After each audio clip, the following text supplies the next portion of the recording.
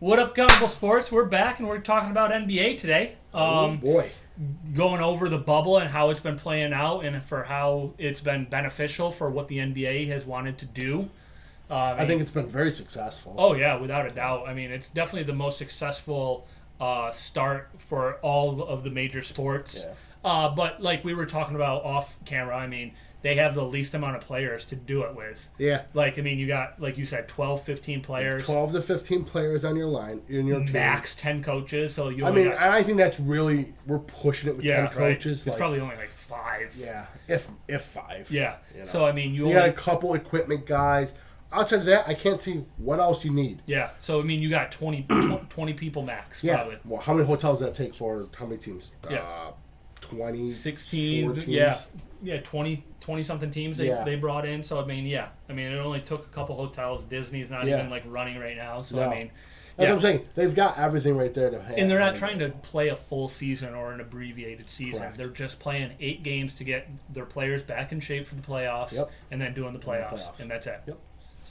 So yeah, I mean, it's running successful. I think they've gone 3 weeks now with all negative tests, which is incredible. But yeah, so let's talk about who's hot. Talk about what's going on. Yeah. So my first thing is going to be for how the Trailblazers are catching the Grizzlies. They're going to catch them. Yeah, the Grizzlies did not come out as hot as I thought that they would, just because they were a younger team, not dealing with fans and like that. I thought that they would not really miss a beat, whereas like your older players would take some time to get warmed back up. Mm-hmm. Where like the Grizzlies have come out fallen flat on their face essentially. I mean, they've only won a couple. I think they've gone like 1-3 in like their 4 games that they've played so far. What I was nervous with is I felt like with 8 games, we're definitely gonna play that weird play-in game with the number 9 seed, and we just got to play okay ball up until playoff start. Yeah, and I feel like there's no, and I hate saying it, like we see a lot of times with these younger players, there's not as much drive. Yeah. Versus some of these older players, like, well, this could be my final year on this team. Absolutely. But yeah. I need to play to make sure I get that next good contract. Next contract or next, like there might not be a next opportunity for a championship. Like for instance, Carmelo Anthony on the Blazers. Yeah. He's coming in. They're calling him Thin Mello. Yeah. Another nickname for Mello. But I mean, he's really pushing it. He's becoming that second to third scorer every night for the Trailblazers. They're coming off the bench and playing great. Yeah. He's starting right now. Oh, yeah, that's right. He is starting. They moved him to small forward because Zach Collins is back. Nursif. I get him and Jokic confused. Nursif Jokic? Yeah. Yeah. So they're back. I mean, talk about a team that had benefited from the layoff. I mean, they're all of a sudden 8-9 deep. Not only that, now there's that play-in game. So if you're 4 games within that 8 seed, you're playing a 3-game series, well, up to 3 games. Yeah. Where the 8 seed only has to win 1 game, and the 9 seed has to win 2 games. Yep. Play up to 2 games. I guess it's only 2 games. Yeah. Yeah. That's 2-game series. Sorry, guys. 2-game series. But yeah, so I mean, the Trailblazers are 1 game behind. Yeah. They're within striking distance of that, so we're definitely going to see essentially like an NFL-style elimination type of game that we never get to see in the NBA, and I'm kind of excited for it. Me too, because with the Trailblazers on fire, like what we're talking about, if they get the 8 seed, all they got to do is win 1 game against the Grizzlies, which at this point, I can't see them not doing. Yeah. I mean, Jaren Jackson right now, one of the big guys for the Grizzlies, isn't healthy. He didn't play last game, played very few minutes this game. I mean, with Hassan Whiteside and Nursif Jokic in down low with Zach Collins, I mean, they can just take advantage of the Grizzlies down low. Not only that, they can take advantage of them with the front court as well. Oh, yeah. Yeah, I mean, John Morant's still young. I mean, he's 19. John Morant is yeah. playing great. Yeah. As a rookie, coming out and doing what he's doing. Like, the Memphis Grizzlies, regardless of whatever happens this season, they should be super excited about their future. Oh, absolutely. And then just building around him. So help him, like, get the pieces around him Whereas like the Suns with Devin Booker, we were also talking off camera. Like Devin Booker's come out on fire, but it doesn't really matter because he doesn't have anyone else around him. Which is sad because they've had plenty of high enough draft picks. Yeah. To build pieces around. Yeah. Like he's been in the league for 5 years. Yeah. You've had the draft picks. You could have went out and got free agency to make better. You could have had better choices of who you brought in. Absolutely. Like they brought in some players that have been mediocre players. Yeah, but I mean DeAndre Ayton. I mean, so far he hasn't panned out. I mean, but I feel like it takes big guys a little bit to get going in the NBA. I think it's tough because if you're a successful shooter, they just push you outside and let the guards drive in and push them out and shoot it.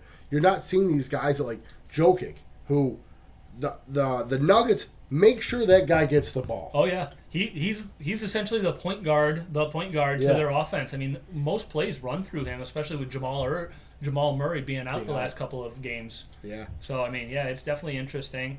But going to that bubble, the Grizzlies are 32 and 37. Mm-hmm. The Trailblazers are 32 and 38. And the Suns are 30 and 39. So, the Suns are not out of it yet. No, not yet. The way that they've been playing, the Trailblazers are on a hot streak. Yeah. The Grizzlies already have a 2-game advantage on them. Yeah. Lillard the other night hit 11 threes. 3 points, right. That's what I'm saying. We talk about how good Booker is, but I don't think Booker's enough to catch the Trailblazers. Yeah. Or the Grizzlies, pending whoever gets that 8 and 9. We could see this alternating. Oh yeah, right. I don't see it happening. No, definitely not. So, and then in the East, that's essentially falling the way we thought it would. I mean, there was really no competition. They brought the Wizards in for. I don't know. Yeah. Who knows? Right. But yeah, maybe Washington could have gotten some games, but it just didn't happen. But I mean, the Celtics. How about the guard play of the Celtics minus Kemba Walker? Yeah, minus Kemba. I was like, ooh, I don't know how they're going to do with Kemba, with that knee injury that he's been having. But Jaylen Brown, Jason Tatum is doing what? I can't think of their coach's name. Stevens. Yeah, Brad Stevens. Thank you. Yep. And not only that, Gordon Hayward finally out there. He had that bad ankle break 30 seconds into his first game. Yeah. Really, last year was just kind of like a rehab season. He came off the bench. Yep. And now this year, he's just been playing.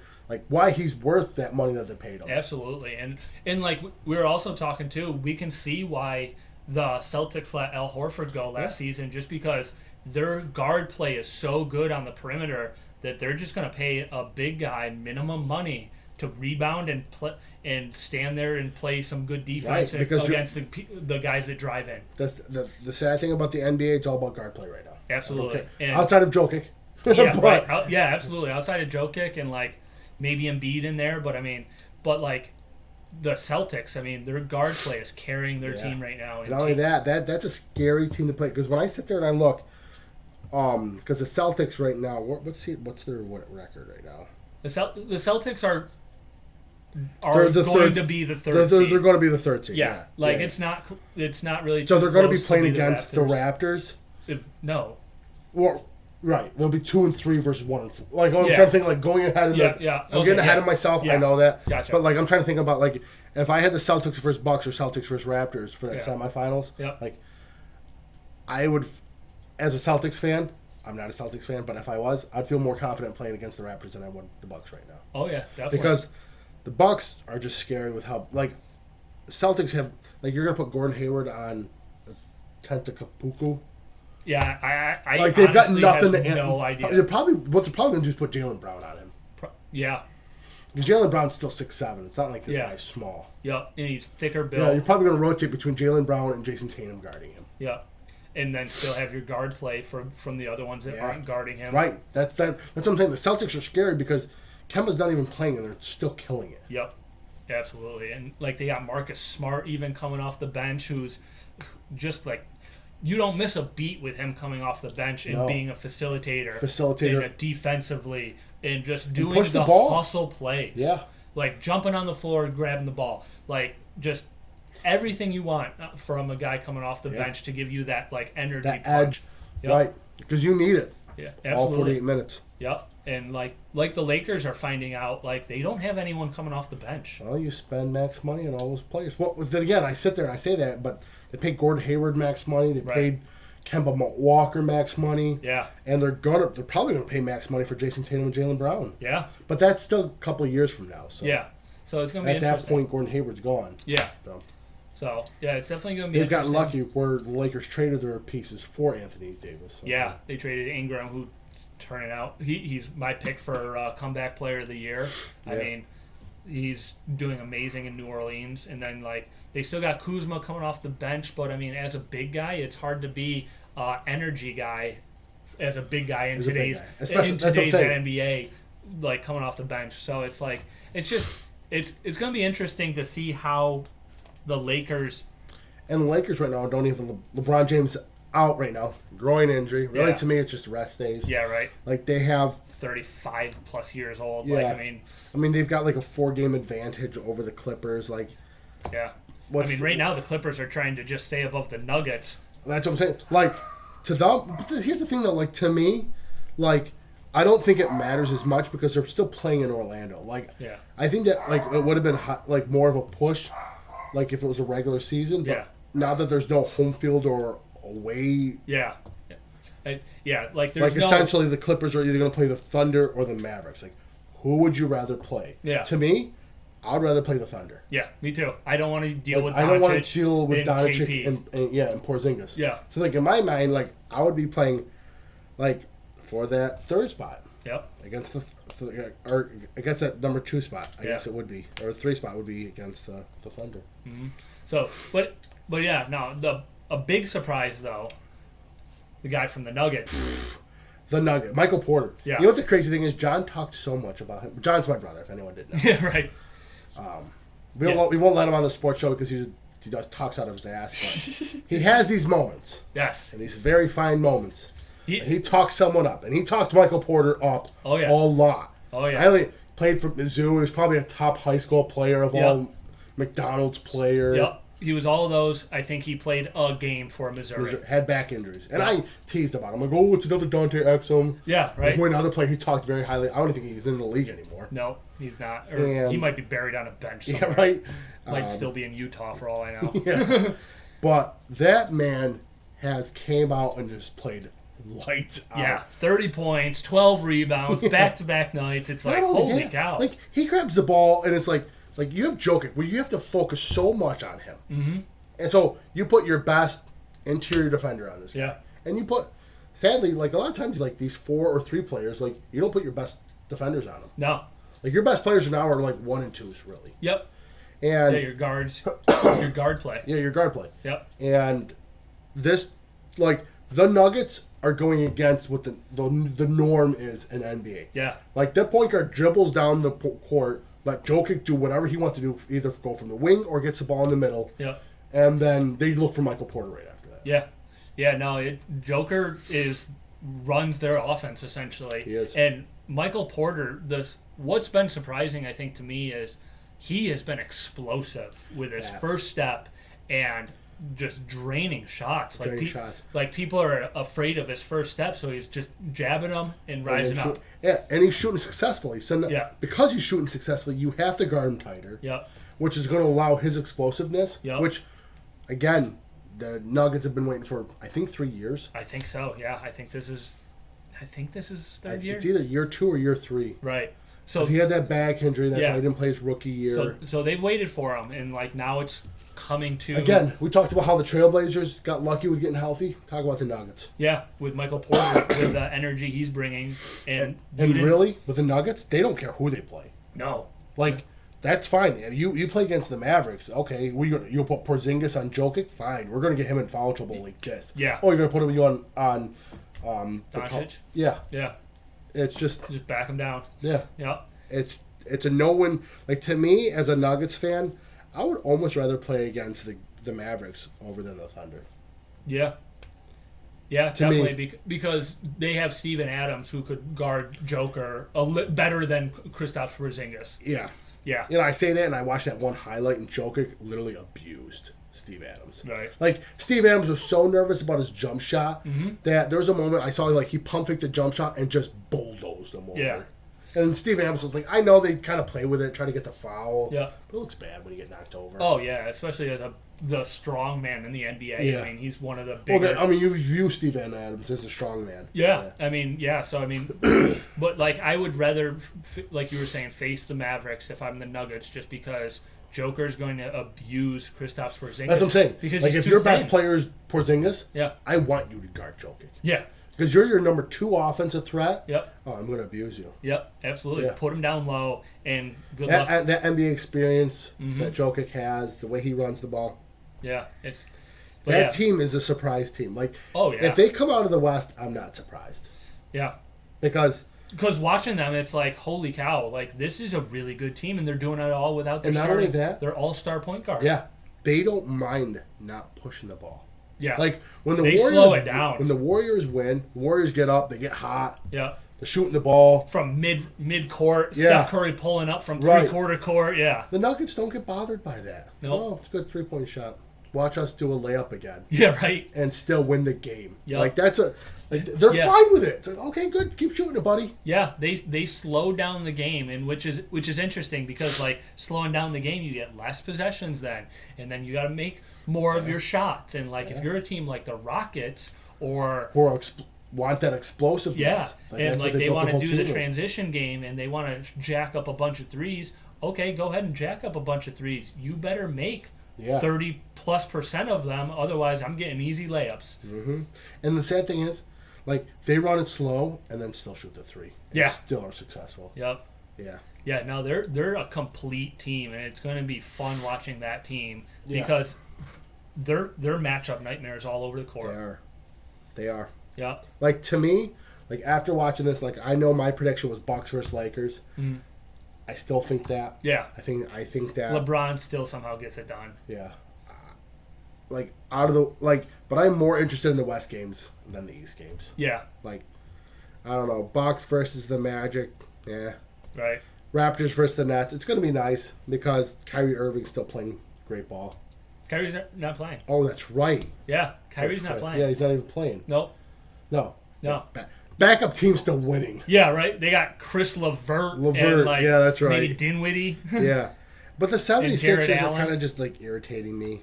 Like, I expect so much more out of them. Yeah. Well, Ben Simmons just went down with a torn meniscus. Yeah. Like, he's done for the bubble. But here you go. This to everyone who wants Joel Embiid to be the 76ers boy. Yeah. Here's your show. Yeah. Couldn't have asked for a better opportunity. Absolutely.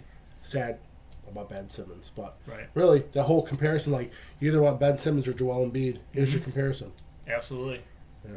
And so, yeah, it's definitely going to be interesting to see how everything plays out. But, I mean, the hot teams, I mean, the Celtics, the Blazers, and then Michael Porter, and we didn't even talk about Bol Oh, yeah.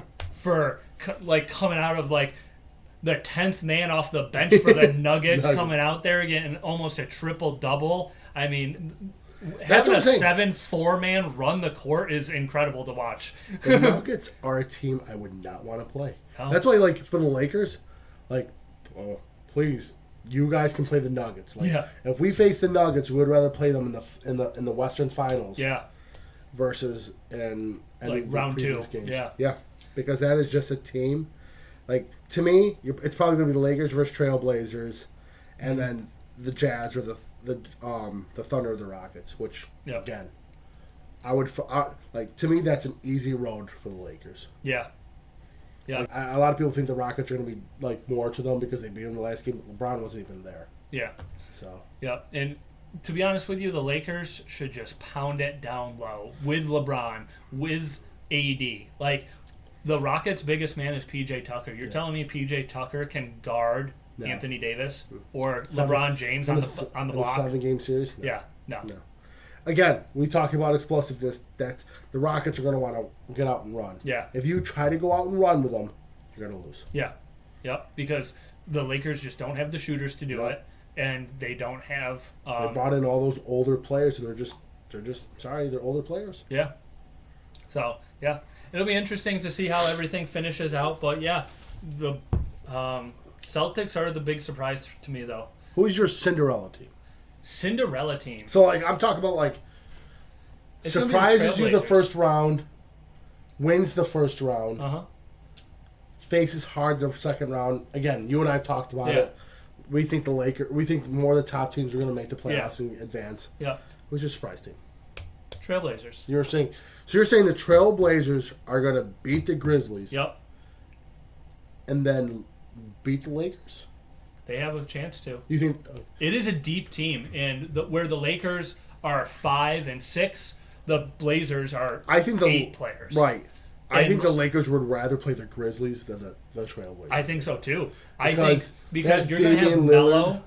You're going to have Melo not want to play or guard LeBron. Mm-hmm. He's done it his whole career. You're going to he's going to step up his game in that one, and then you're going to have Zach Collins, Hassan Whiteside, or Nurkic Jokic. Yeah. Guarding Anthony Davis. A nice Davis. rotation. Yeah. And then you have Damian Lillard and C.J. McCollum against Rajon Rondo and Cladavius Caldwell-Pope. Yeah. I'm going to take Dame Lillard over Rajon Rondo. Yeah. Yeah. I just think the Lakers are too strong. But I like your pick. Yeah. You've been talking them up. I love it. You keep going absolutely. With it. Can't leave the bandwagon now. I'm jumping on the Trailblazers bandwagon. I'm hopefully blazing all the way to the championship. Here's my call. Okay. The Pacers. The Pacers. Wow. I was not expecting that. All right. They are so far off my radar. I don't. Yeah. The Pacers beat the Heat in round 1. And then. So they would go against 3? Yeah. I think so. Celtics, no. Yeah. I got Pacers beating the first round. Okay. Pacers advancing from the first round. Yep. Gotcha. And playing tough against the Celtics. Yeah. That's my pick. Okay. See, I think so many people just think the East is just the top 3 teams. Yeah. Bucks, Raptors, Celtics. Yeah. I just think. Yeah, they forget about the Heat and the Pacers. Yeah. The Pacers have some great players. Yeah. Miles Turner, Victor Oladipo. Yep. That Malcolm Brogdon. Yep. There's a lot of people on that team that you just. Oh, yeah. They don't. A matchup that I would enjoy watching just because I think they match up well for how much we talked about the Nuggets, the Blazers and Nuggets. Yeah. It would be interesting to see the Nurkic Jokic versus Jokic. Yeah, Jokic. And Nurkic Jokic. God, I get those two names confused. Yeah. It'd be interesting to see those two players go against each other and see a Melo versus Michael Porter or Zach Collins versus Michael Porter. Yeah, I just think the Nuggets are too strong. They are very strong, yeah. But I mean, you're right. There's that weird thing with that guard play versus that down low because really, I mean, the Portland Trailblazers have a nice backcourt and front court where the Nuggets I feel are stronger up, with their down low presence than their guard play. Their guard play, yeah, absolutely. Yeah. So, I mean, the Trailblazers definitely have a good mix. It's just, it sucks that they didn't win earlier. Yeah, and it's not like they don't have players. Right? I just know there's some injuries. Anthony came in late, but So, we'll see how everything plays out. Make sure to follow us on Accountable Sports on YouTube and Facebook, and we'll see you guys next time. See you guys.